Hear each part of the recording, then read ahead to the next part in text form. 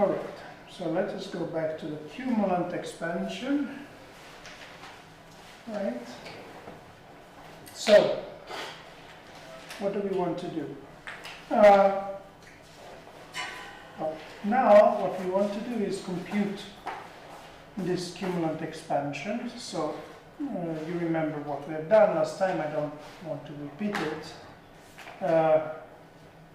Today is going to be a tough lecture, so hopefully you will survive. But then on Friday we don't have a lecture, and next week is vacation. So what else do you want? Yes. Next week is a vacation. Yeah, it's mine. I'm not here next week. I'm in the Philippines. I'm traveling to East Asia. All right. So, there's nobody from the Philippines this year, right? You're from the Philippines. How's the climate now in Manila? Rain. Rain. No. Too bad. As if it was better here. I was hoping to get something nice, right? Anyway. All right, so we have to compute these various coefficients. So this one, this one, this one. Let's start with the simplest, which is just the average of U with respect to the ideal gas partition function.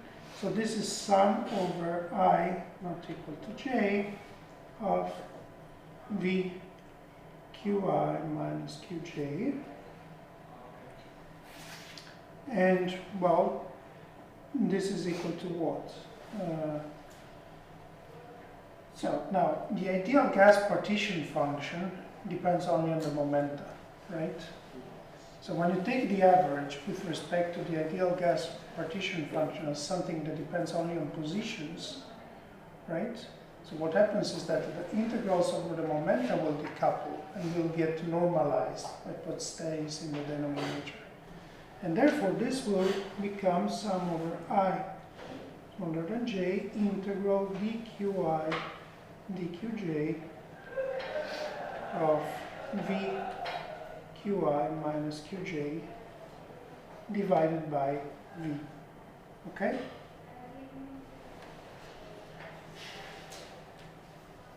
V squared. V squared, where v is the volume. And that will come from the normalization, okay? If you don't believe me, just go through the derivation. I mean, write down explicitly what it means to take an average with respect to the ideal gas partition function, perform all the integrals, and you will see that this is what comes out, okay? Now, this is equal to what? Well, this is equal to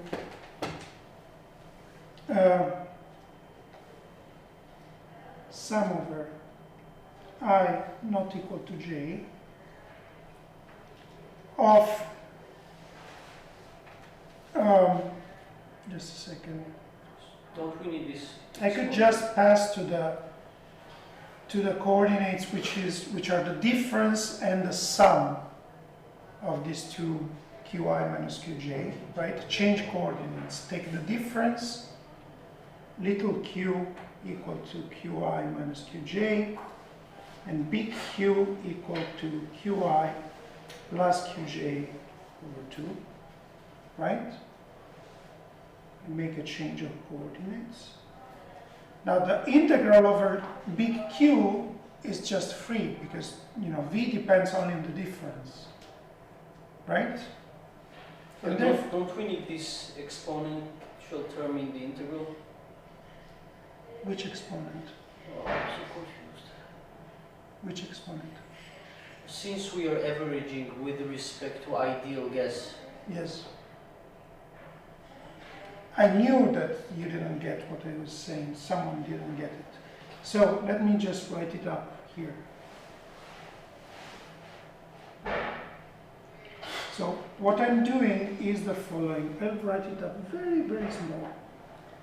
So dq, dp, and then e to the minus beta sum p squared over 2m, and then v qi minus qj.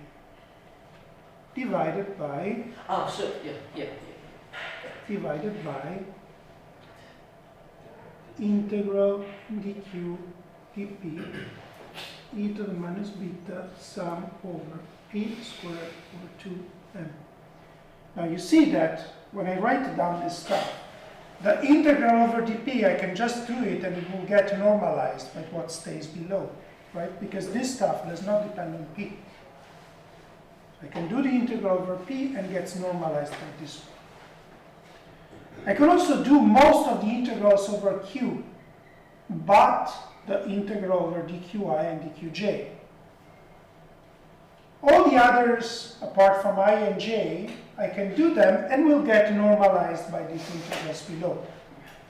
The one by qi and qj, I have to write it up explicitly, and I have to normalize by the integral over dqi and dqj in the denominator. That gives me the volume squared.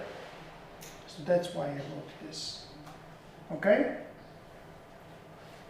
Now, if I now perform a change of variables, right? Then you see that if you perform a change of variables, the integral over dq gives you the volume, but is normalized by a volume that stays here.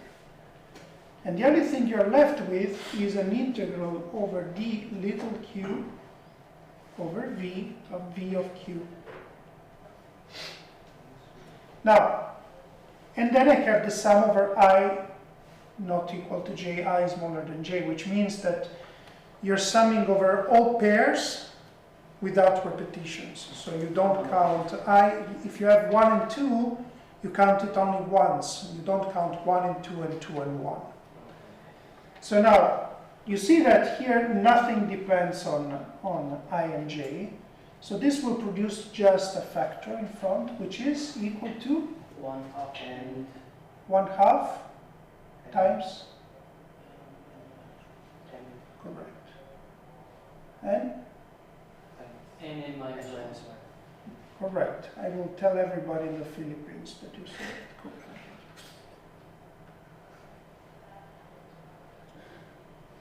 All right. So this is the prefactor, and then you have this beautiful integral. You see? And nothing else. Great.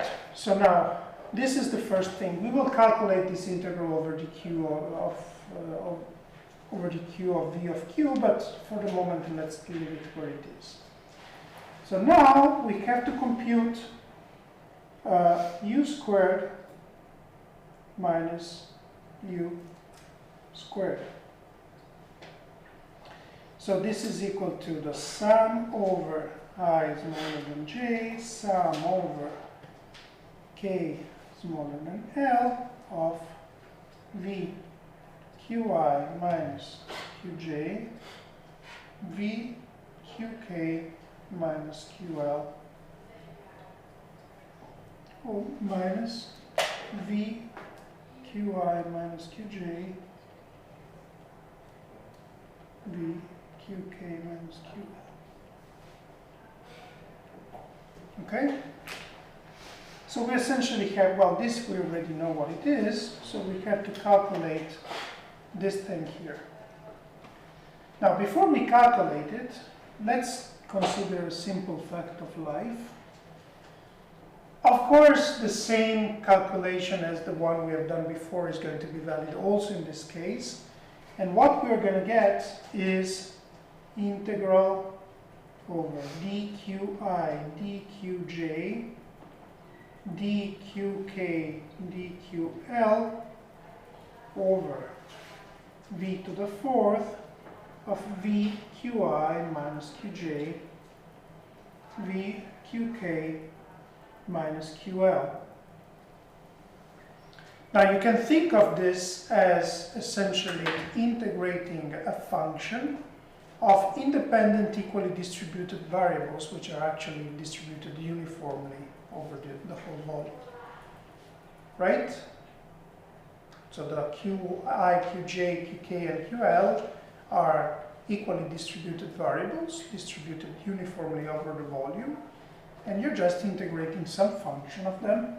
And it's clear that this integral, if, so it's going to take different values depending on what is I, what is j, what is k, and what is l. In particular, if you have I not equal to j,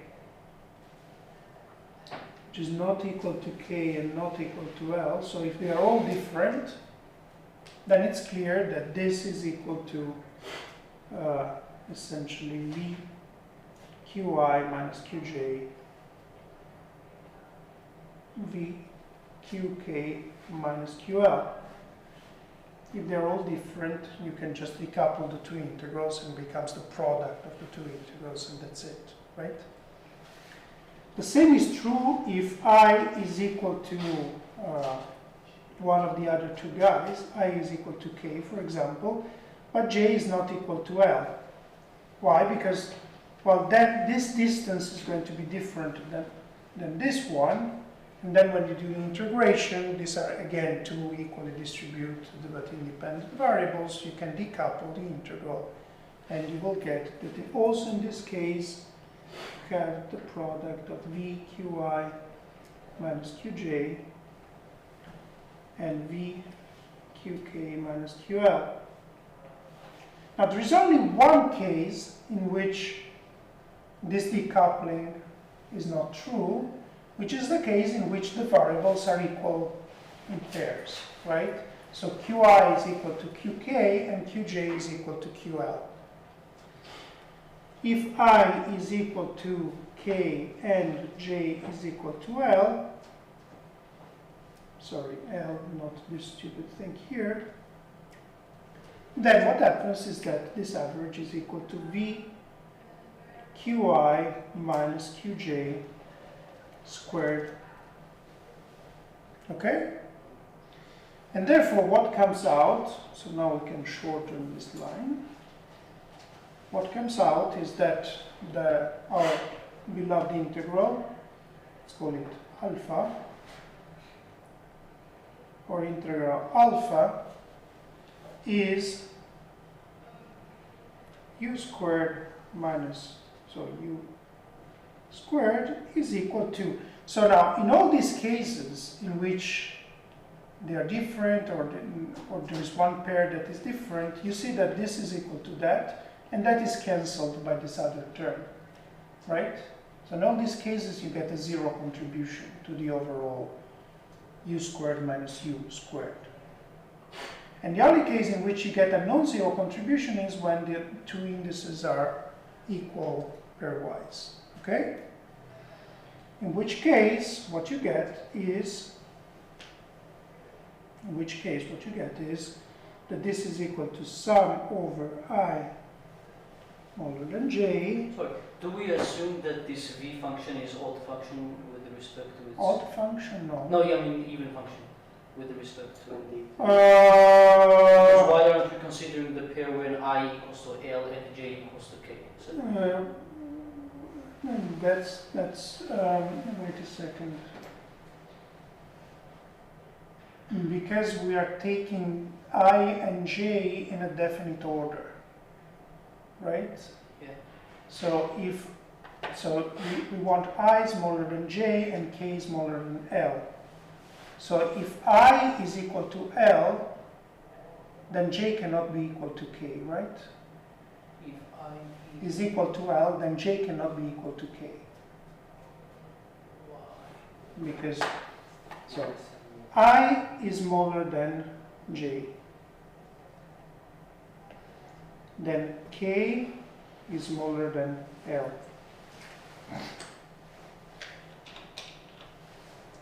Now, if I is equal to J, if I is equal to L, so I equal to L, so K is here and J is here, so they cannot be. Yeah. You see what I mean? So we are taking them in a definite order, so that's why I'm not considering that situation. So that will come out naturally in the prefactor. I mean, if I would not account for, would not put that, then I will have to double all my numbers. All right, so this is equal to V QI minus QJ squared. Sorry, no. Squared minus V QI minus QJ squared. Great. And now, well, you go through the same derivation as the one we have done before, right? So you just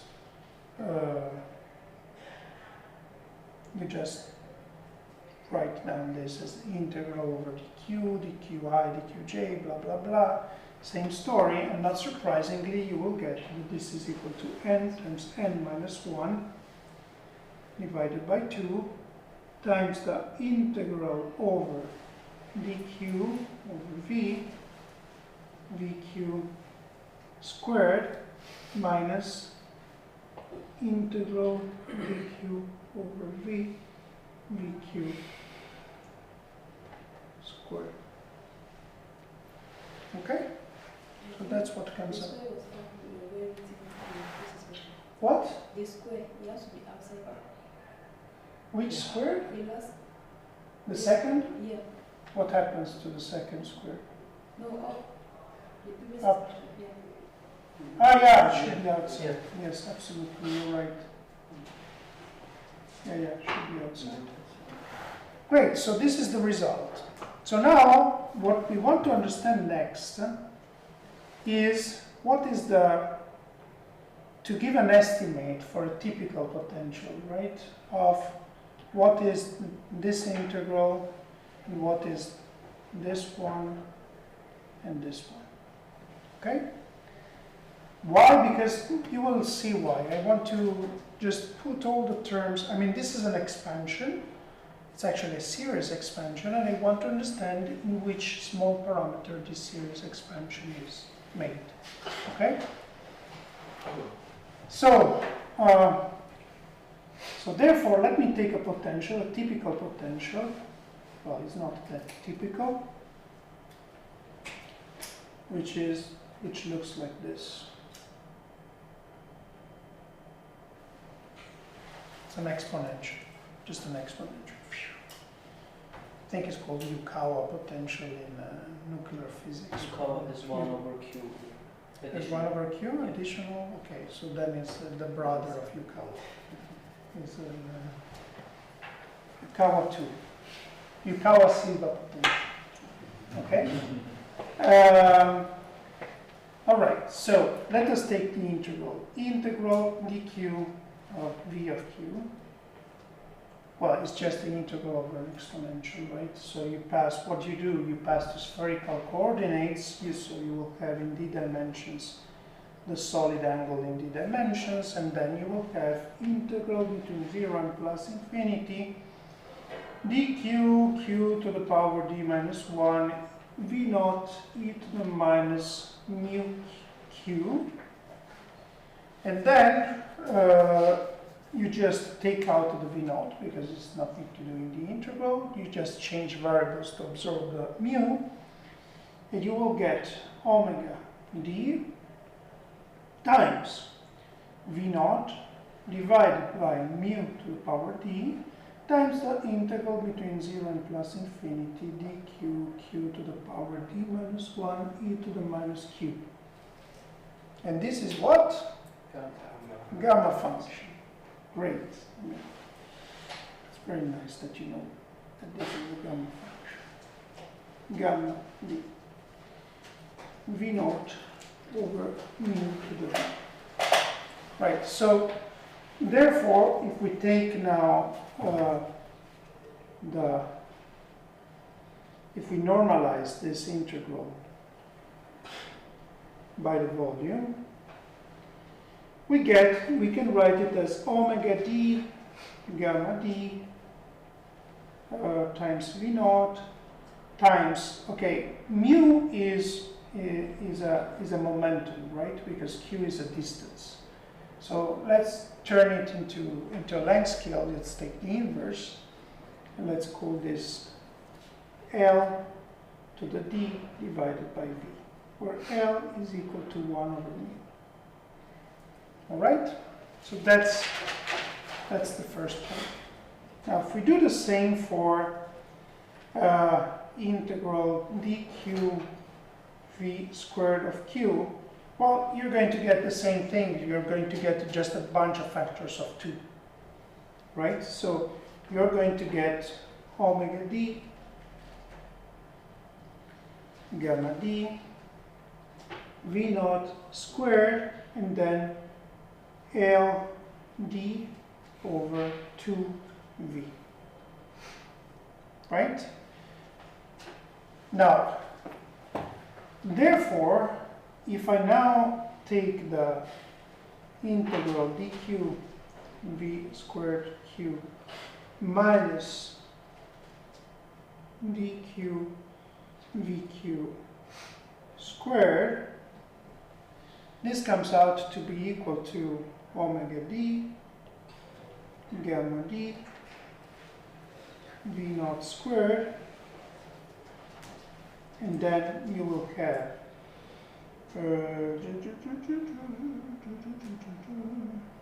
just a second, let me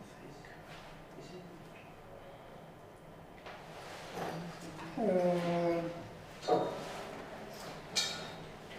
L squared, no, sorry, L d over 2v times 1 minus omega times gamma times v naught times another L over v times a factor of 2. Okay? L d to the v over v. Right? That's what you will get. Now, you see that now, if you look at this expression, you see that this term is, no, I made a mistake. There is no v naught here, because there is already a v squared here. Right? So these two terms are of the same order in the interaction strength, but the second term is much smaller than the first one in the thermodynamic limit, because L is the scale of interaction. And this term here is much smaller by an extra factor 1 over volume, right? Therefore, if I am in the thermodynamic limit, if I have a very large system size, I can pretend to neglect this second term as compared to the first, because it's smaller, right? As v goes to infinity. So neglecting this second term as compared to the first means that you can neglect this term here, v squared, in the cumulant expansion. Okay?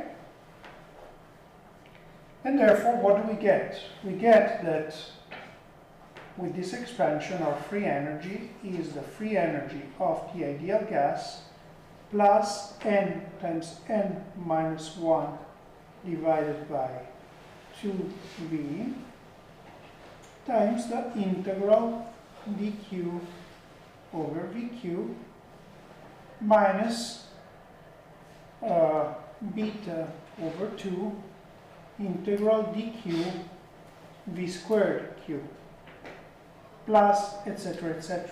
So the reason here I'm writing everything in this form is that, as I told you, the square of the integral dq vq can be neglected because of that estimate that we just made as an extra factor in 1 over the volume.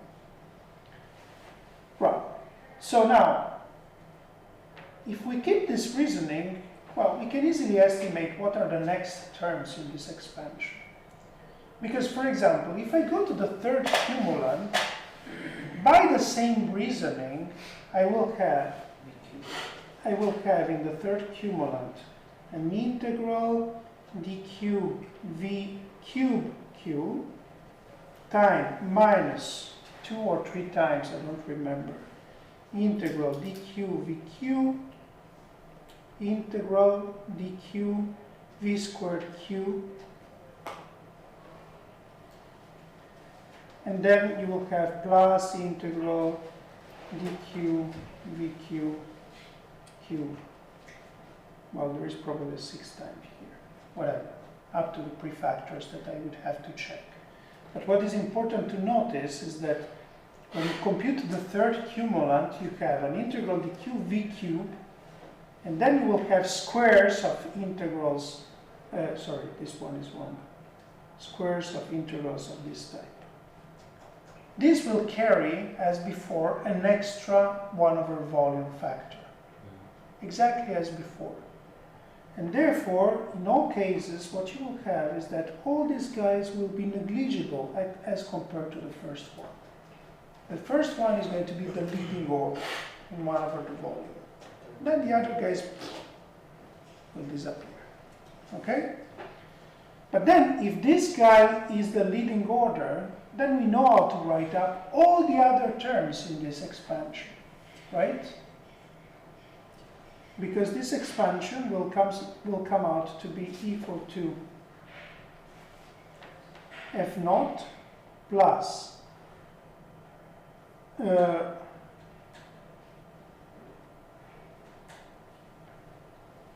let's write it like this: beta f naught plus n times n minus 1 divided by 2v sum over n from 1 to plus infinity of minus beta to the n divided by n factorial integral dq over vn of q.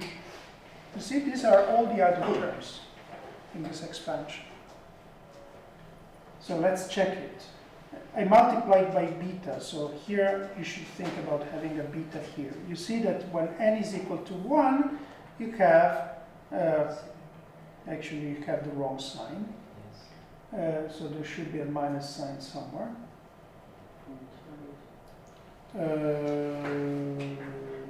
In front of the sum. In front of the sum, perhaps.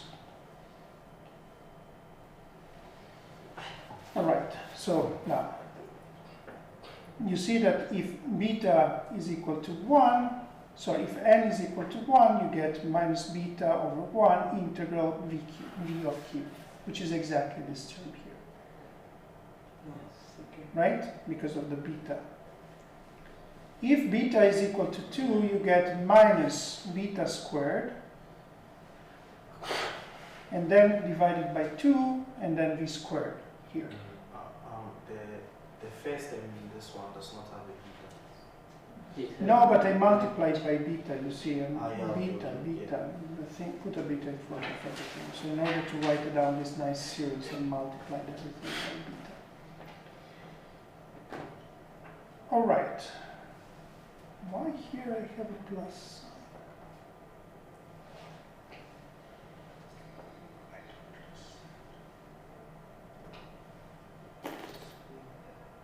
It's probably just 4. So anyway, if you now consider this thing, no, it is just wrong, it's okay. Now, if you just now consider this and look at what happens. Beta f naught, then you take minus n minus 1 over 2v, and now you exchange integral and sum. Integral dv over q of sum over n from 1 to plus infinity. Yes? We have an additional volume in the integral. Yeah. And in front of the sum. Yeah, that's right. Let's remove this one. You're right.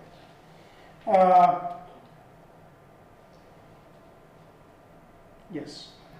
So, and then you will have minus beta to the n over n factorial vn of q.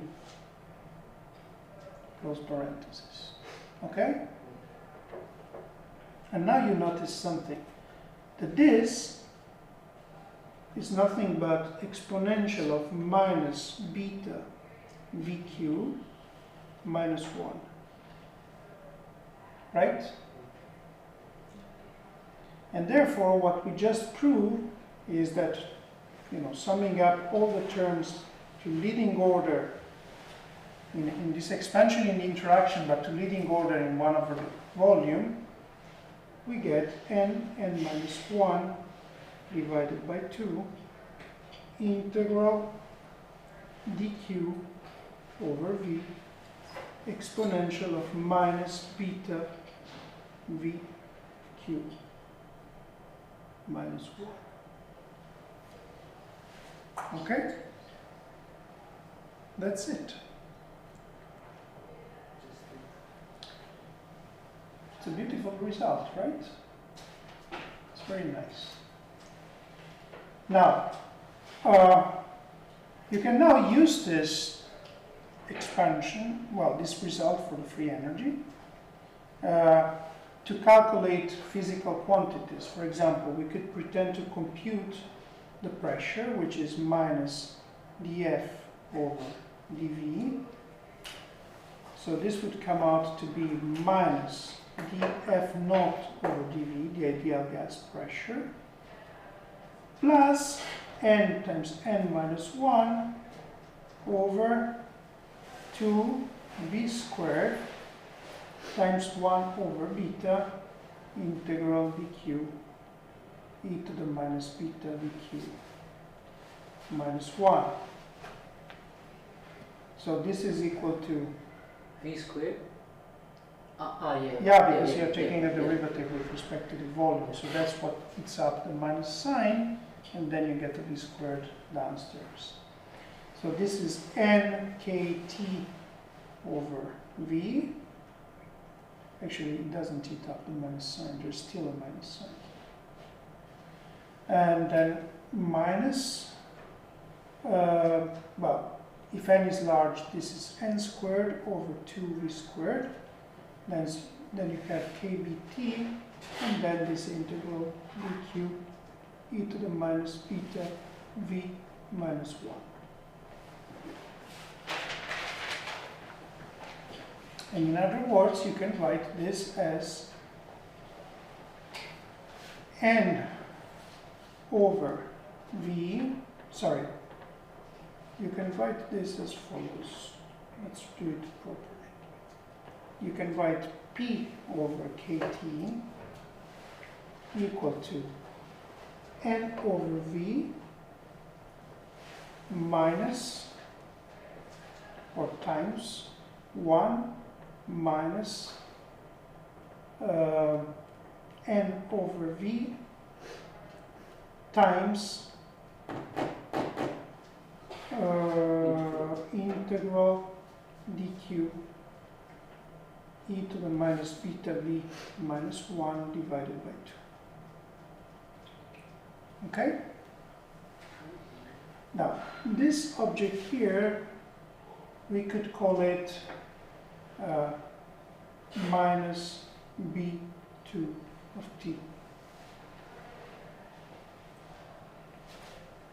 So this is, or plus, well, depends on what sign you want to have. It's negative, right? Because if v is positive, then e to the minus beta v is smaller than 1, and this coefficient is going to be negative. If you want it negative, you want to keep it negative, put a plus sign. If you want it positive, put a minus sign. Doesn't matter for me. But what is important is that this is n over v times 1 minus n over v b2 of t. This is called the second virial coefficient. Second virial.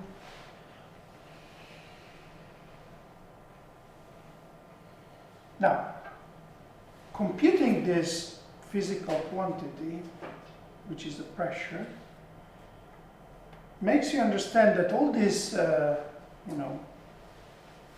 circus we made with formulas and expansions essentially generated for us, for this physical quantity, an expansion in something that is essentially, what is this small parameter? The density. It's essentially the density, right? To leading order in the density, you have P over KT equal to N over V, the ideal gas equation of state. The next order in the density produces for you corrections which are controlled by this second virial coefficient that contains this complicated integral over the interaction, which in principle depends on temperature through this beta here, right? And so on and so forth. Now, all this cumulant expansion, keeping only the leading orders in 1 over V, gave us the first correction in the density, in the expansion of the density for the equation of state, essentially. Okay? Clear to everybody? So we essentially, what we derived up to now is just a baby version of the van der Waals equation of state, in a sense, right? It's just what happens, I mean, it answers the question of what happens if I have, instead of having a non-interacting gas, I have a gas that is a tiny bit interacting. What happens if the density is not extremely low, but is a bit higher, right? What are the first corrections? And the first corrections have this form. However, you understand that if I keep using this cumulant expansion and I want to generate the next orders in this expansion,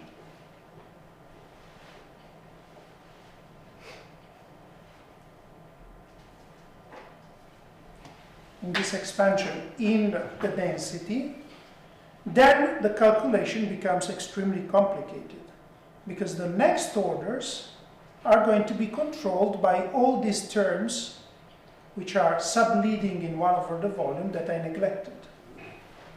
You see? That's exactly what happens.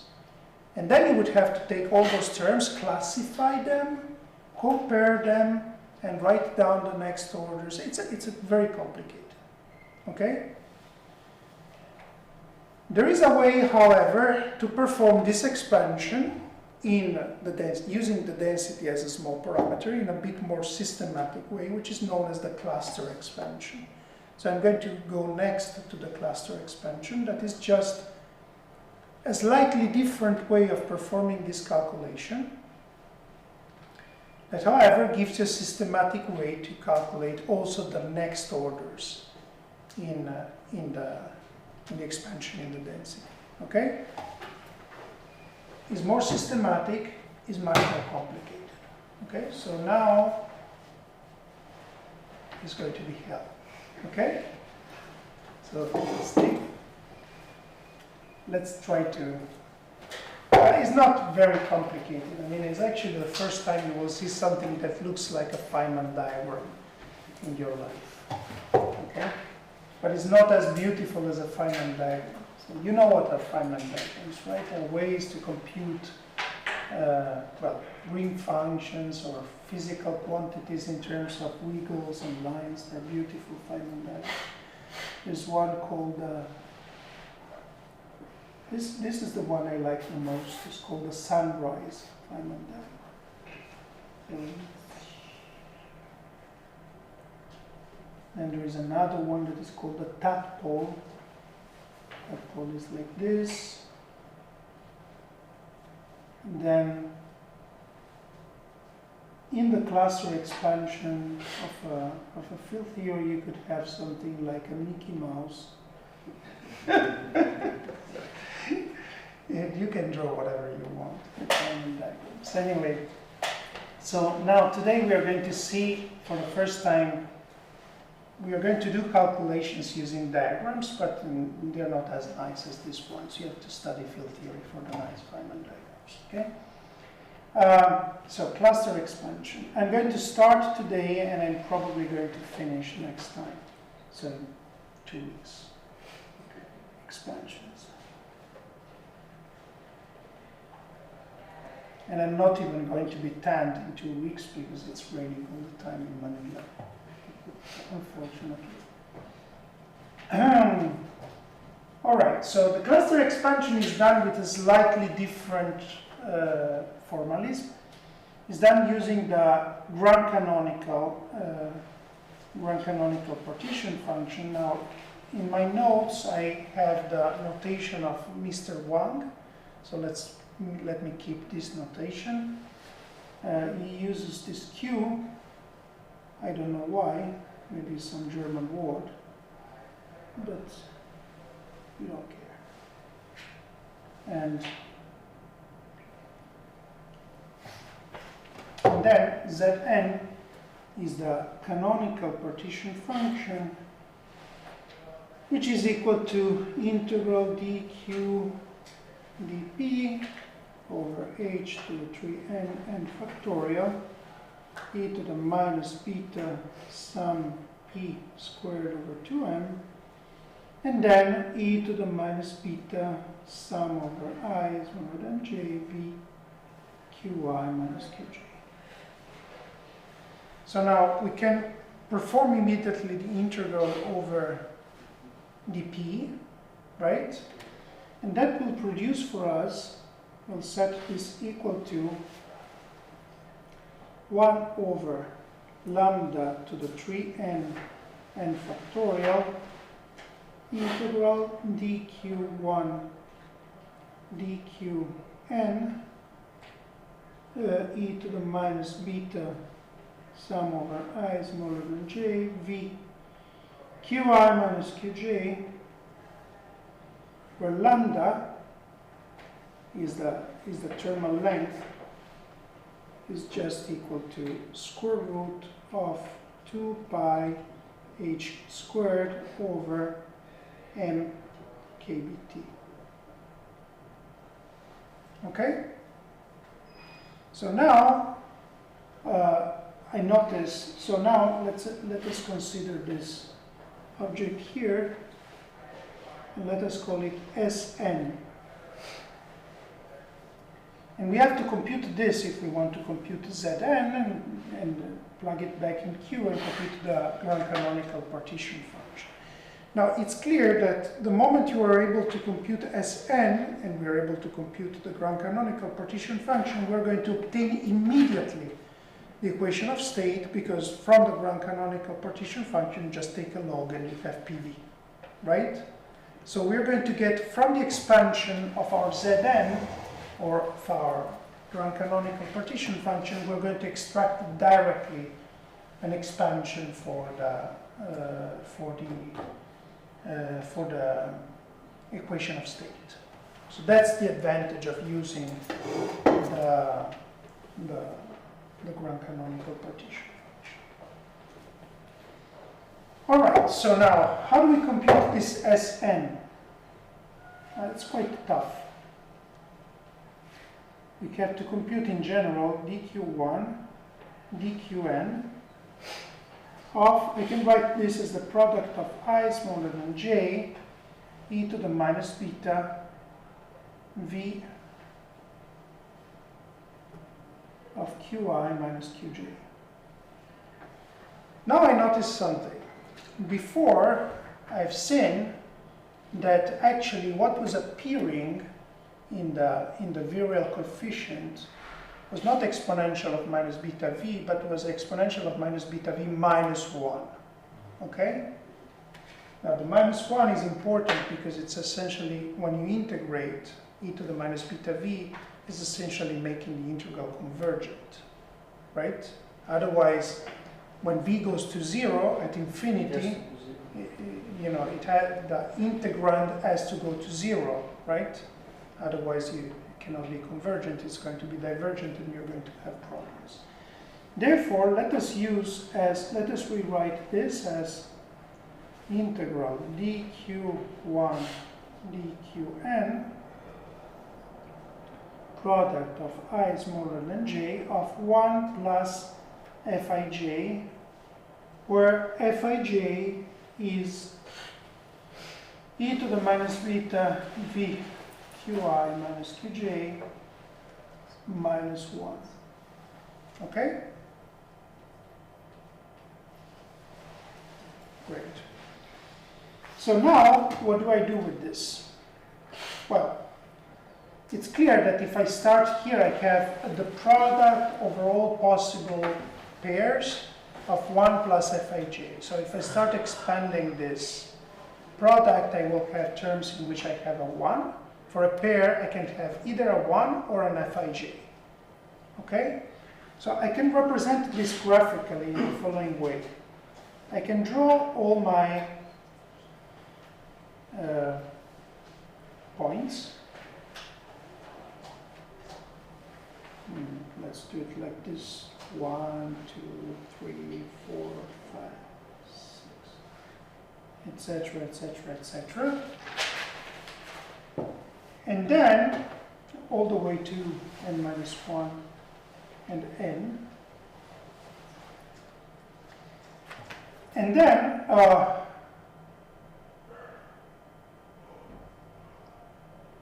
just a second.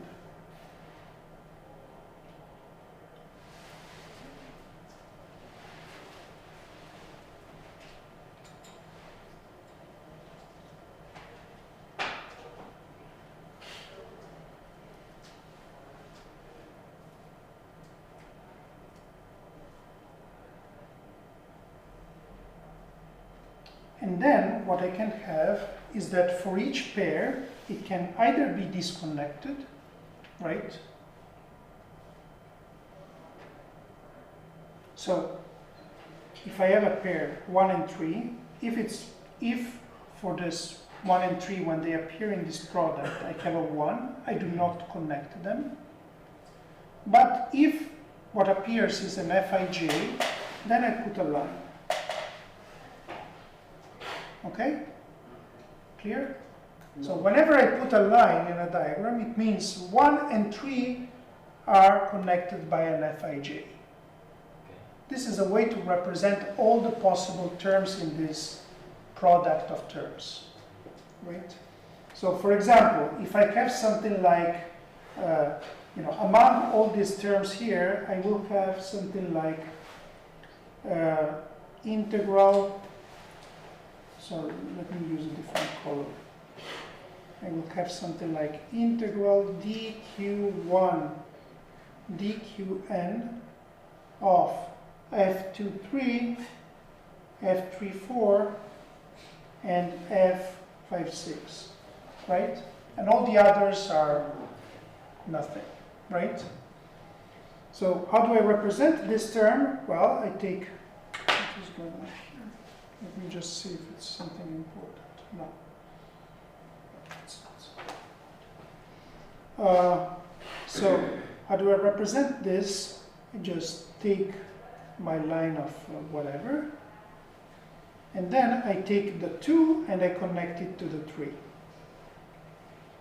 Then I take the 3, I connect it to the 4, and then I take the 5 and I connect it to the 6. And all the others are left alone. Okay? So that represents this term. Okay? So now you see that in a diagram of this type, so you can now just play around. You can take, it's clear that you can take all these guys and start playing and connect this with this, this with that, and then this with this, and this with the other guy.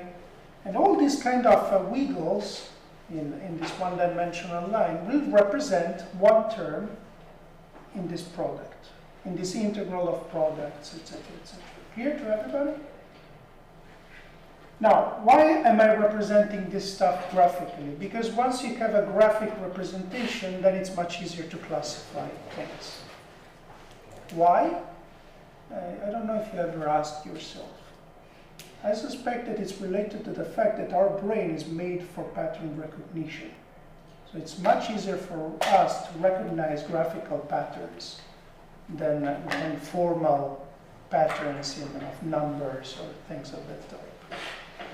So representing things graphically is always an advantage. Okay, so in particular, if you look at these graphs, for example at this one, you see that there are some basic elements in this graph. So basic element number 1 is an isolated point. If I have an isolated point, it means that guy is not connected to anybody. If he's not connected to anybody, how much is going to contribute to the integral, an isolated point? An isolated point, let's call it B1, is going to contribute integral dq, right? That's it. And this is just the volume. Now, I can have also as basic element 2 points which are connected by a line and to nothing else, right? Sorry, before we're considering the Yeah, sure. the terms that do not have any f's, are they not also isolated points? They're isolated. They don't have any f, so they stay here. So they are, but is there a way to count exactly how many of them do not have isolated points? Are isolated points? It should be possible. Yeah. You can count the connected and just n minus the connected. That's Can you repeat the question? Sorry, I had a guy who was trying to call me, and I told him no. Yeah, the number of isolated points now is just you just written it as v. V? I mean, No, it's not the number of isolated points. What I'm saying is that, look at this. So here you will have a product of over all possible pairs of these terms, right? These guys. Now, among this product, so you're going to have 1 plus f12 times 1 plus f13 times 1 plus f23 times 1 blah blah blah. Product over all possible ordered pairs of these terms. And then you have to take products. So you have to expand this product, right? So you're going to have a huge number of terms in this expansion. But among all these terms, you're going to have, for example, 1 times f23, f34, f blah blah blah, where the 1 comes from the product of all the ones of terms containing a 1, right? So every time you see a 1 in the pair, just put 1, just take the 1.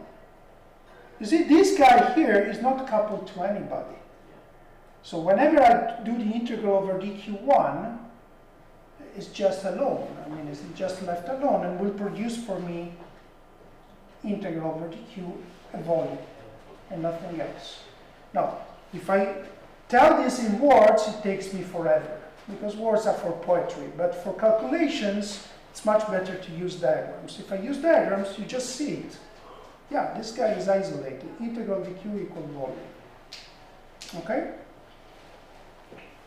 So that's how it works. Now, let us now go to the next possible term you can get, which are 2 guys which are connected by a line and to nothing else. Okay? It's not that these 2 guys perhaps are connected to some other. No. 2 guys isolated. This. So this we call B2, and this is equal to the integral over dq1, dq2 of fq1 minus q2, and this is v integral dq fq. Okay? That's it. Then you can have another term, which is 3 guys that are connected by 2 lines, right? So pick 3 guys, we call them 1, 2, and 3. And you want to have these 3 guys that are connected by 2 lines. But there are many ways to connect 3 guys by 2 lines. So let's perhaps count all of them and put all of them together, right? So that when we have this term, we're just accounting for zillions of terms which have all the 3 guys with 2 lines. So you can have this, then you can have this, then you can have this, no, this works. Then you can have this, And then, since these guys are connected in an irreducible manner, what does it mean irreducible? It means that if I want to disconnect one guy, I have to cut a line. Okay? You will hear this word irreducible many times in your life. So let us add to this the other irreducible way I have to connect these three guys, that is to use three lines. Okay? So this is 1, 2, 3, 1, 2, 3, 1, 2, 3.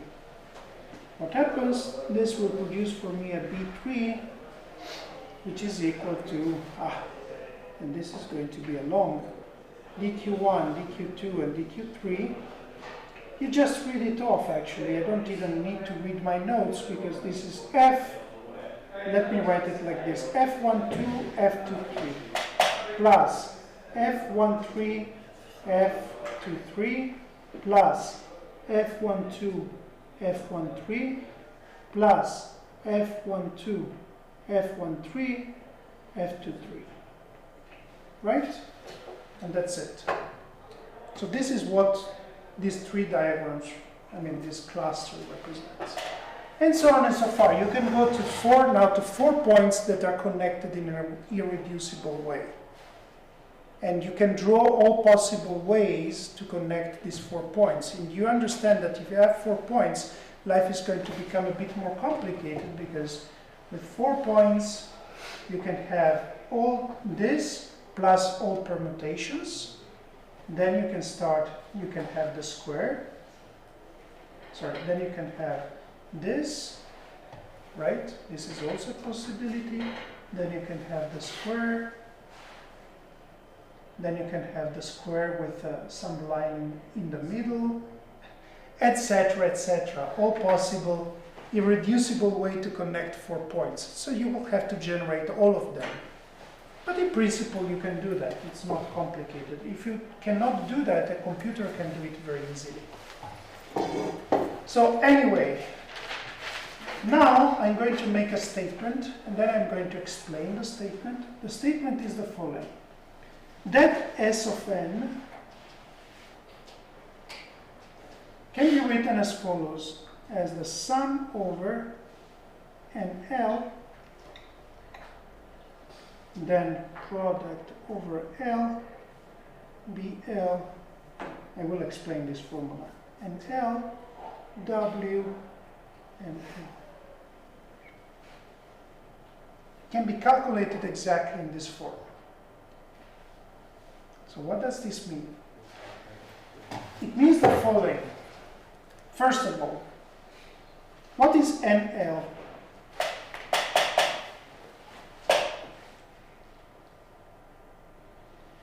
NL is a string of numbers that tells you, so L is called a cluster index. So L equal 1 means cluster of size 1. L equal 2 means cluster of size 2. L equal 3 means cluster of size 3. And we have seen what are. So this is L equal 1. This is L equal 2. And this is L equal 3. And L equal 4 is the next one, and so on and so forth. Now, each term here is connected to a diagram. Each string of NL tells you in the diagram you're considering how many clusters of size 1 you have, how many clusters of size 2 you have, how many clusters of size 3 you have, how many clusters of size 4 you have, and so on and so forth. You see? Number of clusters of size 1, then number of clusters of size 2, etc., etc., etc. So it's a string in which each position identifies a cluster size, and each number you associate to a position identifies how big, how many of those clusters you have in your diagram, right? Now, of course, you cannot have all possible strings here. because you have a constraint, you have a total number of points, right? So you have to be careful about that. But that's it. So that's what it means. Now, BL is for each cluster size, right? So for example, for 3, BL is the contribution associated to that cluster. For example, for 3 points irreducibly connected, 1, 2, 3, BL is equal to this stuff here, B3.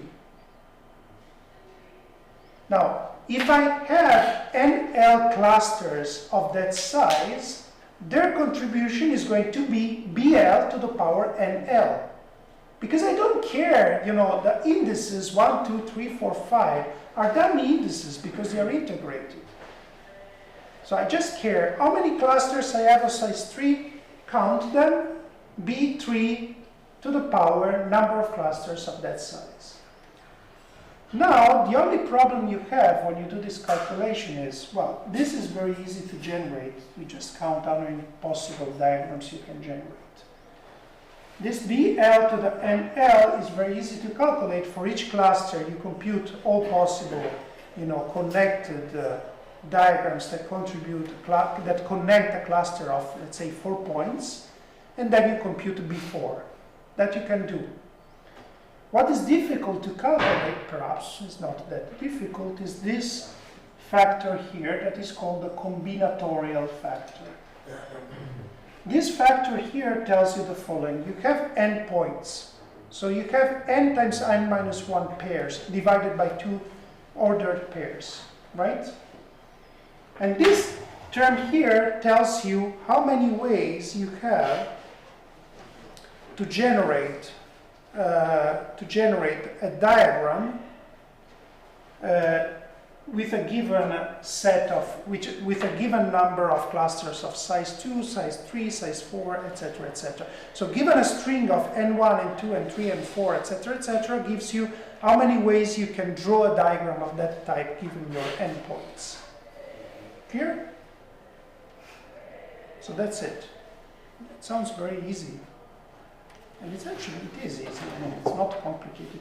The only difficult thing of this method of doing calculations is to compute the B's when you go to higher order clusters.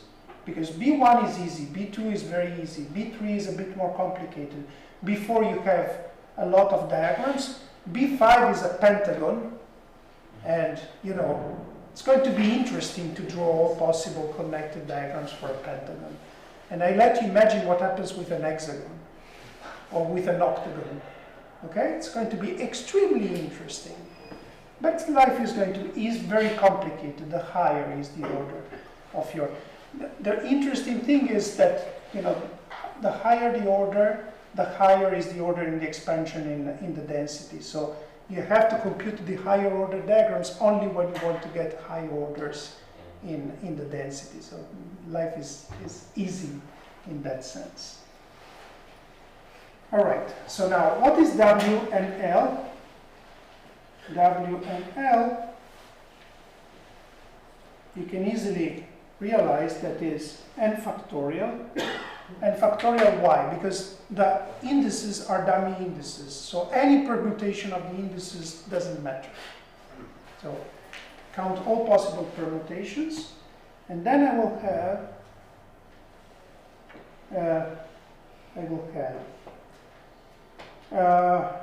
the product over L of L factorial to the power NL y, so times NL factorial.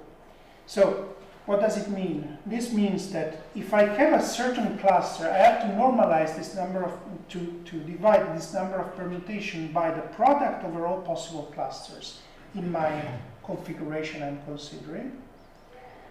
Now for each cluster, if I permute the indices within the cluster, it doesn't matter, right? So that's why I get an L factorial here to the power NL, because I have NL clusters of that size. And then this NL factorial is because a permutation of clusters also doesn't matter, right? So if I count this here, I'm overcounting, right? So that's why I have to divide by this. Clear? To everybody? No. Kind of. Kind of, perhaps. So I have n guys. I can, so the number of ways I can generate a certain diagram, how do I count them? I take all possible permutations of these indices, and then I divide by the way I can permute within a given cluster configuration. And that gives me only the remaining permutations that are significant. See what I mean? So, I mean, what you want is that if you have a cluster 1, 2, 3, and then a cluster 4 and 5, right? In order to generate another diagram of that type that you have to count as another diagram, you want to have a diagram in which you shifted this by 1 and you connected these two guys, for example, right? This is another diagram. But you don't count as another diagram a diagram in which you shift the order of indices here and you shift the order of indices here, because that's not another diagram. It's the same, right? So how do I count then the way, how do I discriminate by this and that? Well, first of all, I take all possible permutations, and then I divide by the irrelevant permutations, the ones that do not matter, right? And the irrelevant permutations are the one in which I flip indices here and flip indices here, or in which I have two clusters of size 3 and I do this. It doesn't matter, right? This is not another diagram, it's the same diagram. So, and this is essentially what I'm doing. I'm taking all possible permutations and cutting all permutations that are irrelevant because they represent the same diagram. Okay? That's what I mean. Right. So, therefore, at the end of the day, if this is true, I end up with my Sn being equal to sum over NL product over L B and L and factorial divided by product over L and L factorial to the NL. Excuse me. Yes. So in the case of the three isolated points, the W would be 2 because I can connect 2 or I can connect the 3 together. Well, the W would be 2 if you, sorry, the W, wait a second.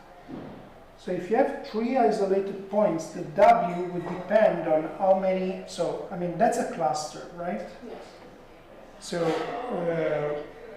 and then it depends on how many total points you have, right? How many particles you have in your system. So if n is very large, right? No. So what I'm trying to say is that given a certain string of, so you have a certain number of particles, n, which is the Avogadro number, so it's super huge, right?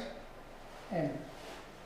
And now I need to pair these particles in a certain way, right? So I need to generate clusters. So I don't want to know, I mean, precisely whether 1 is paired to 2, 2 is paired to 3, or whatever. I just want to know how many clusters of size 1 I have, how many clusters of size 2, how many clusters of size 3, how many clusters of size, etc., etc., etc. And now, the W, what W tells you, W is not something that is connected to the single cluster.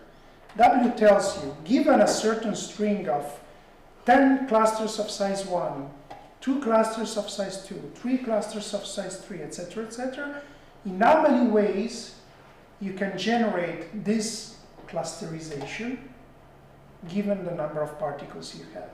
Okay? So that's why, I cannot answer the question, what is W for a 3 cluster, because W is associated to a string of number of clusters. You see what I mean? Clear to everybody? Good. So now, let's do some magic. Now you will see some magic at work. What if we roughly, like in a really bad example, we have a system with only 3 particles? Yes. Maybe If you have a system with 3 particles, it's very easy. You have 3 unconnected. you have 3 unconnected, 1 and 2, and you This, have 3. this, and all of 3 connected. Yeah. So very easy. It's a very easy expansion. In that case, n1 would be 3, 2, 3, And 1. n with index of 1. So if you have Only 3 particles. only 3 particles which are alone, Yeah. then you have n1 equal to 3, Yes, n2 equal to and then which is the 3 unpaired guys. Then you have 2 pairs. n2 equal to 0, n3 equal to 0, or you can have n1 equal to 1, n2 equal to 1, and n3 equal to 0, or you can have 0, 0, 1. You see?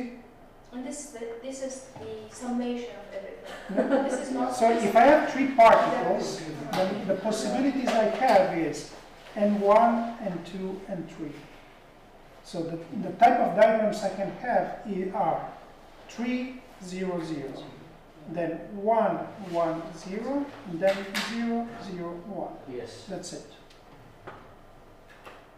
These are the only 3 possible things. How do I know? Because these are the only guys that are such that sum over L, and L is equal to N. So now I have a confusion. The B's are related with the F's. Yes, What the exponents -1. yes, The exponent of minus And beta then v. you take this exponential relationship, like neglecting terms in the thermodynamic limit. No, don't get confused. Here everything is exact up to now. I mean, here I've been just playing with this. Here everything is exact here, right? Forget what we said before about the cluster expansion. So here everything is exact, right? It's just a manipulation. And now what I'm saying is that, so if this Sn can be written in this way, but this is not a good guy to integrate because it's divergent, the integral of this e to the minus beta v. So if I want to do a nice expansion, I better write this as 1 plus Fij, so this is this minus 1.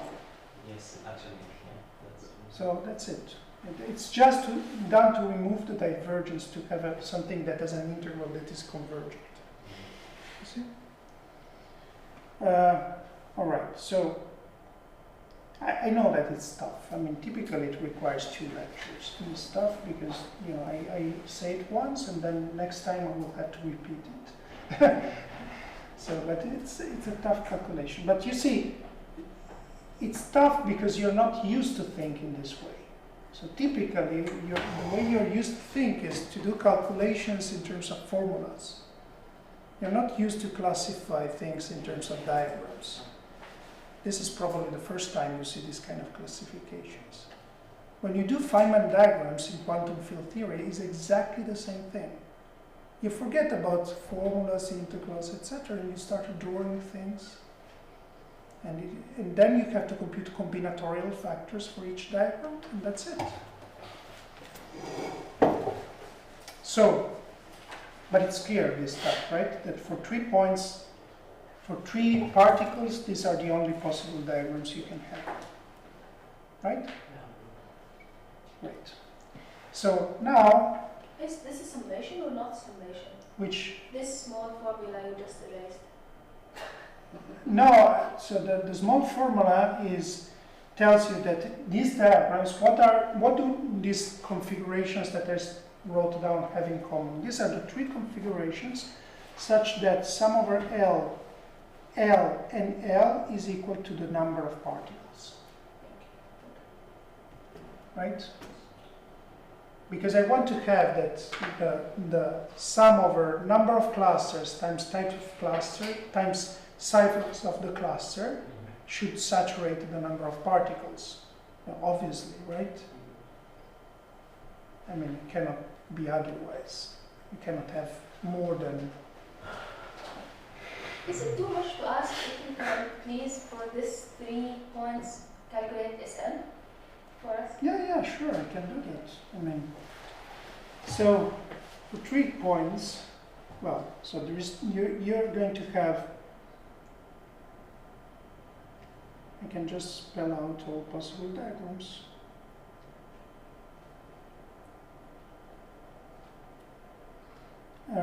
Yes, and then I have. So let me indicate it like this. So for these 3 points, you have B1 cube, which is the 3 guys disconnected, right? Then you can have the 3 guys which are connected, in which you have 2 that are connected and 1 that is disconnected. So this can be, you can have this, or you can have this, right? So this is going to produce for you B1, B2 times 3, and then you can have 3 of them connected, so you're going to have B3. So in this case, S3 is going to be equal to B1 cube plus 3 times B1, B2 plus B3. Why does this thing remind me of this cumulant expansion? Of course, I mean, that's what it is. It's very similar, but it's a kind of generalized thing, because here, here we do it directly, and here it reminds you of a cumulant expansion because we have 3 particles. Yeah. Now, typically, what you do is you do it with an n Avogadro number. Do the Avogadro cumulant if you're able to. It's a way to write down the Avogadro cumulant if you want. Okay? All right. What can we do? Okay, let's leave it here, and then it's like when you have Netflix and you watch a TV series, and then something is happening, and then da-da, it's over. See you next time. Okay. So next time you're going to see the magic, what happens with these formulas, and when you do that.